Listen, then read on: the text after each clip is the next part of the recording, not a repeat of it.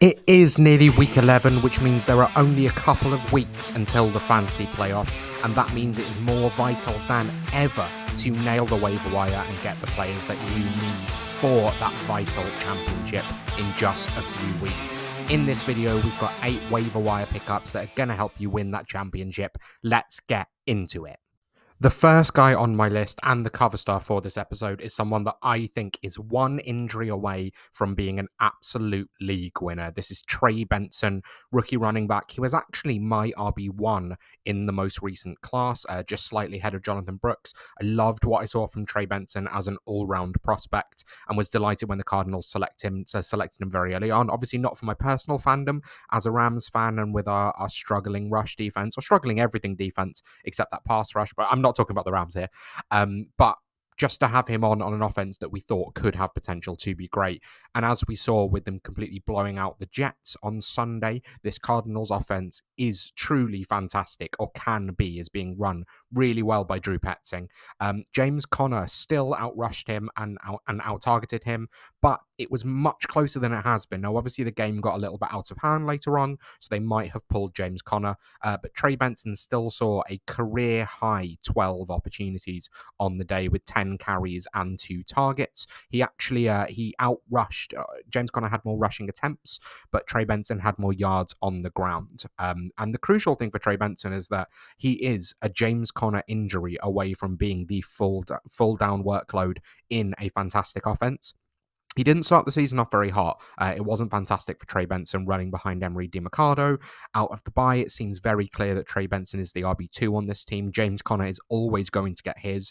But if the Cardinals are going to keep rushing in the way that they have this past week, Trey Benson is probably a flex play on his own. But if James Conner gets injured, and we know there's a chance that he has in the past, and he's an older player, a very physical player, which obviously makes it more likely that he could potentially go down. Trey Benson is only 25% rostered on Sleeper. That is absolutely nothing. Out of everyone that I've got on this show today, this is the one that I think you need to go out and get.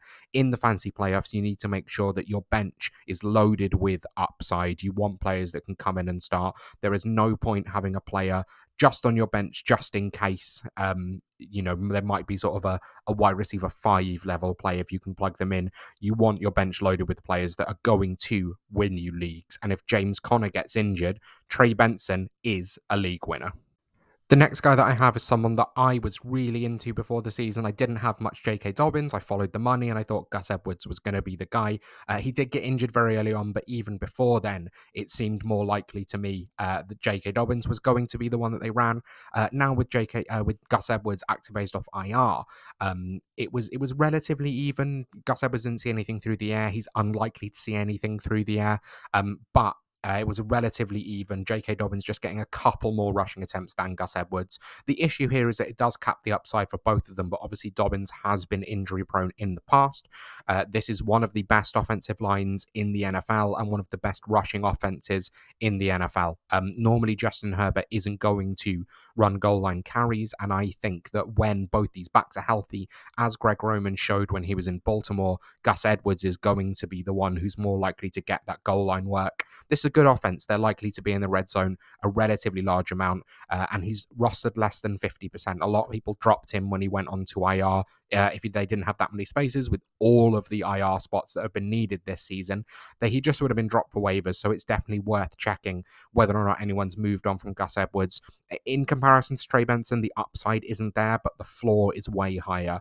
And we've seen him have really, really a lot of success in Baltimore under Greg Roman when he's run as the lead back and getting a lot of that between the tackles and red zone work.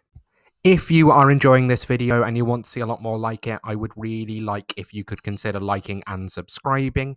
We are having a great first year as a channel. I've loved putting together content for you, but there is so much more to come this season and beyond, and I would love if you would be a part of this journey with me. But for now, let's move on to a wide receiver who I loved before the season. I have in so many DFS teams, and he's starting to show signs of life. Mike Williams only saw one target on Sunday against the Commanders, but he took it for a 32-yard touchdown, running down the sideline from a classic Russell Wilson moonball. Now, when he was traded to the Steelers, I wasn't entirely sure what to think. The Steelers very clearly needed another wide receiver option outside of George Pickens, who's been a superstar this season, which I spoke about on last week's video and I was delighted about.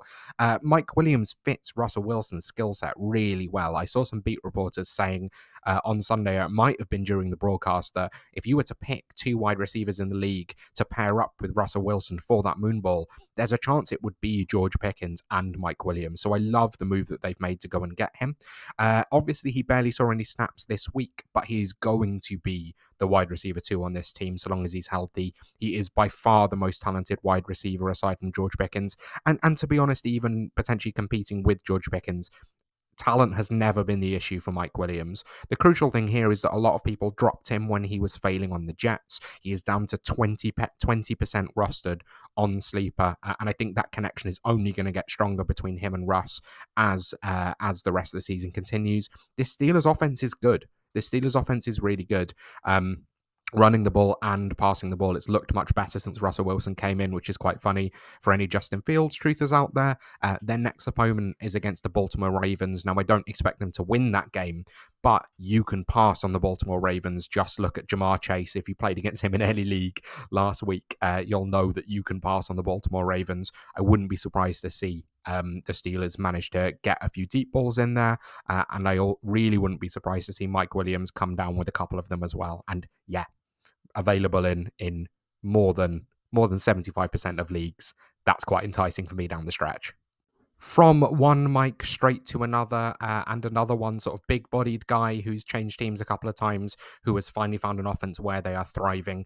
Mike Gesicki was a tight end 21 on the week, which was quite disappointing given how much that game exploded against the Ravens. But basically, only Jamar Chase saw any meaningful passing work. Gesicki did see 9 targets though. He was the second most targeted player on the team. That has been the same the past 3 weeks since T. Higgins has been out.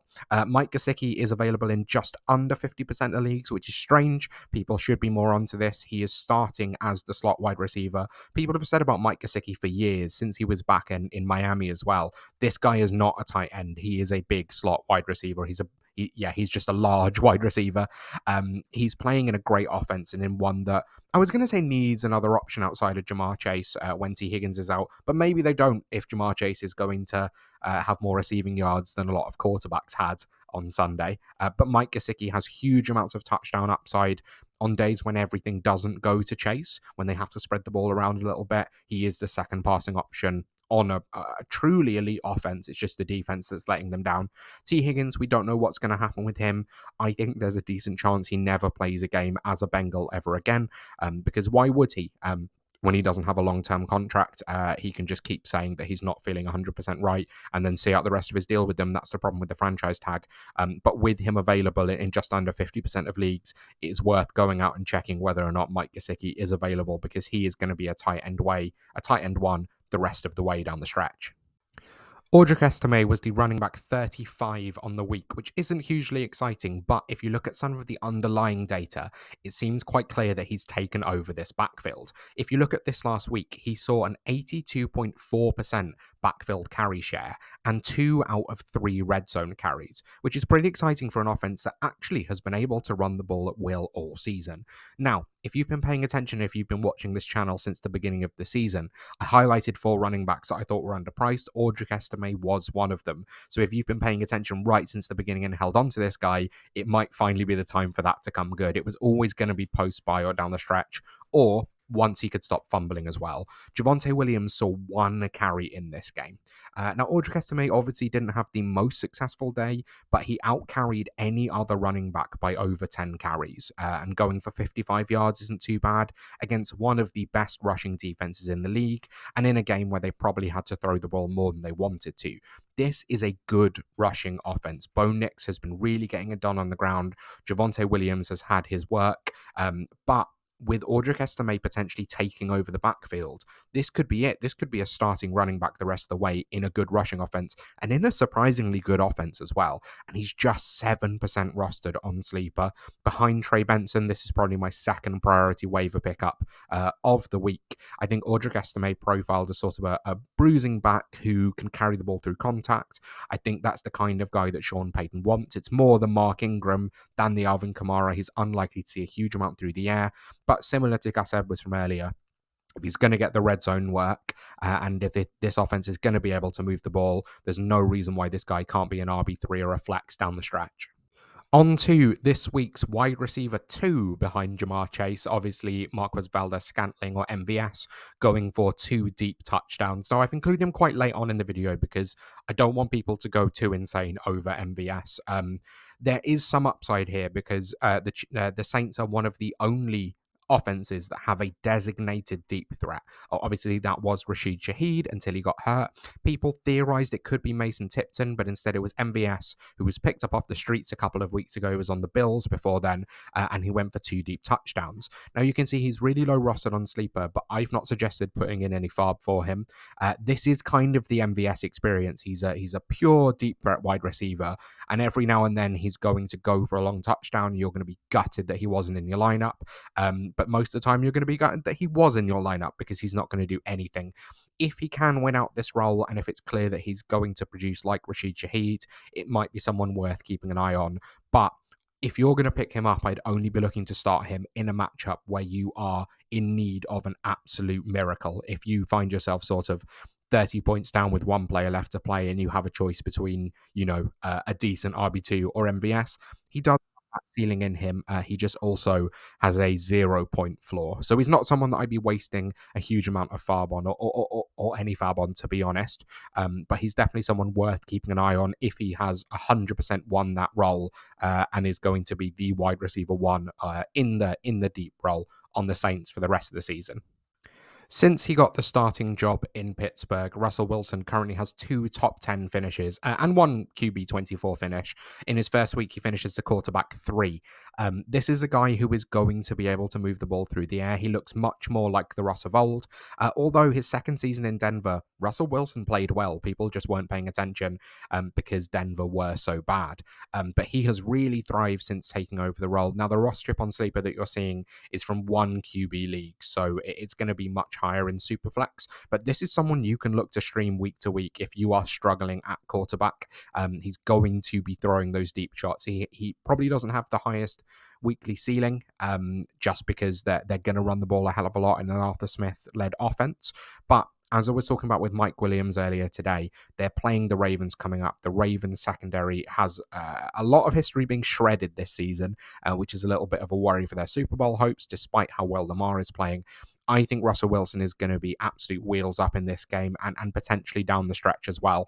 And in 1 QB leagues, he's only 30% rostered. So definitely someone you can look to target in those leagues as a streaming candidate, particularly in this next week. And if you play DFS, Fantasy Game Day, or DraftKings, if you can still play DraftKings in America, we can't here in the UK, and it upsets me every single day. But whatever DFS platform that you're playing on, you can go and pick up, or you can select Russell Wilson, maybe with a stack of George Pickens or Mike Williams, and I think they're probably going to smash this week.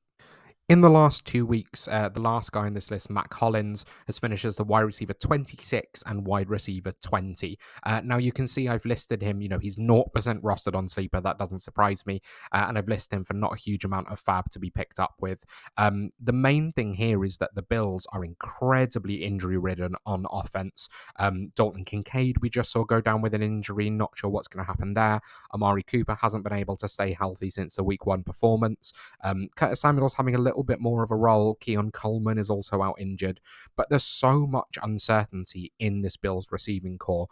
Aside from Khalil Shakir, who seems to get his targets every single week and is doing a lot with them, that Mack Hollins actually could find himself with real touchdown upside week to week. He's someone that's really trusted by every offense he's been on because he's such a fantastic blocker and he's willing to do the dirty work. That's why someone that you don't seem to know a huge amount about and you don't think is a great wide receiver, is always on a team, and he seems to be on a new team every single year, but he's been in the league for a long old time, and it's because he can block and he can stay on the field. So I think there's a chance that in 2 wide receiver sets, he could be playing opposite Khalil Shakir, potentially competing with Curtis Samuel for some of that workload, but Mack Hollins has real upside in this offense at the moment, especially when he's going to catch all 4 of his targets. If he can continue to do that going forwards, he's been a wide receiver 2 the past 2 weeks, and there's no reason he can't keep that up. And he is 0% rostered on Sleeper. It doesn't feel the sexiest of picks, but if you need a flyer, if you're really struggling, this is a wide receiver you can probably plug and play straight off the waiver wire. So that is going to do it for today. Those are my 8 waiver wire pickups. Trey Benson, obviously the priority, but some fantastic options out there that you can pick up, plug and play, and some that have league winning upside. If you have made it this far and enjoyed the video, and actually even if you haven't, if you just made it this far, please consider liking and subscribing. I'm going to be back with you again later on in the week with some start sits and some real high upside players that no one else is talking about. Please consider following so that you can watch those videos with me as well. Have a great time in week 11. Hopefully you get all of the waiver claims that you've put in, and I will see you next time.